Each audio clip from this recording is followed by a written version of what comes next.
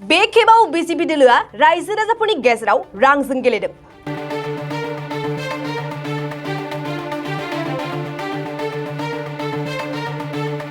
रां होनानै मेल मिटिंआव मानसि लाबोनांगौ जादों बीजेपी दोलोआ। थारैनो रां होआब्ला बीजेपी दोलोआ मेल मिटिंआव मानसि मोनला नामा?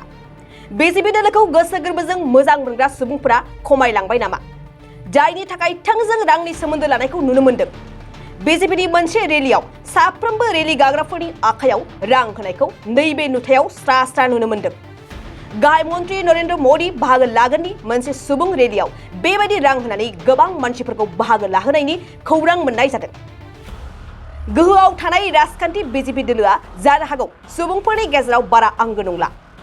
जायनि जाउनाव बीजेपी दोलोआ गावनि रेलियाव रायजो राजाफोरखौ रांजों बायनानै लानांगौ जादों। बे नुथायानो जादों कर्नाटक रायजोनि। कर्नाटक रायजोनि नरेन्द्र मोदी बाहागो लागोननि बीजेपी दोलोनि मोनसे गेदेर रड श'निफ्राय बे भिडिअ'आ भाइरेल जादों आरो बे भिडिअ'आव रड श' गाग्राफोर साफ्रोमबो बाहागो लागिरिफोरनि आखाइ आखाइ रां होनायखौ रोखा रोखा नुनो मोननाय जादों।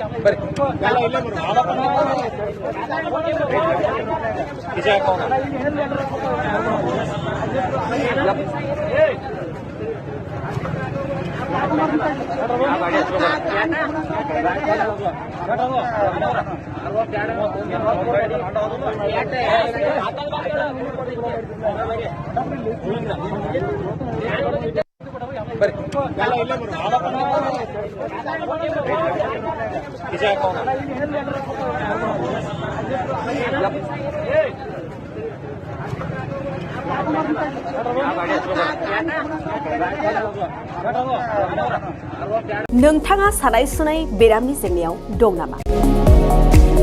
जुदि नोंथाङा देहायाव सानाय सुनायजों भुगिनांगासिनो अब्ला नोंथांनि थाखाय गोजोनथाव खौरां। नोंथांनि थाखाय दं एसआइ निउर' थेरापि सेन्टार। बे थेरापि सेन्टाराव नोंथाङा गोरलैयैनो सानाय सुनाय बेरामखौ फाहामथाय लानो हागोन। ট্ৰিটমেণ্ট পাইছোঁ লগে লগে মোৰ মানে শৰীৰটো মানে একদম ফ্ৰী হৈ গৈছে। খোজ কঢ়াত খুব অসুবিধা আছিলে। ছাইডটো মোৰ একেবাৰে মানে বহুত বেয়া আছিলে, মানে খোজকাঢ়িব মানে ভালকৈ পৰা নাছিলোঁ। ইয়াত মোটামুটি 3 দিন আহিয়ে মই ভালকৈ খোজকাঢ়িব পৰা হৈছোঁ। सिं सानाय, आफादावरि सानाय, मोदोम जरा सानाय, आइजोफोरनि जेंना, खर' सानाय बायदि बायदि बेरामखौ बे सेन्टाराव फाहामनाय जायो। एसआइ निउर' थेरापि सेन्टारा चिरांनि बेंटल सापागुरियाव दं। बे सेन्टाराव थानानैबो फाहामथाय लानो हानायनि सुबिदा दं। जुदि नोंथाङाबो फाहामथाय लानो लुबैदोंब्ला नैबे मबाइल नाम्बार 7620160459 नङाब्ला 9476977956 आव थोंजोङै जगाजग खालामनो हागोन।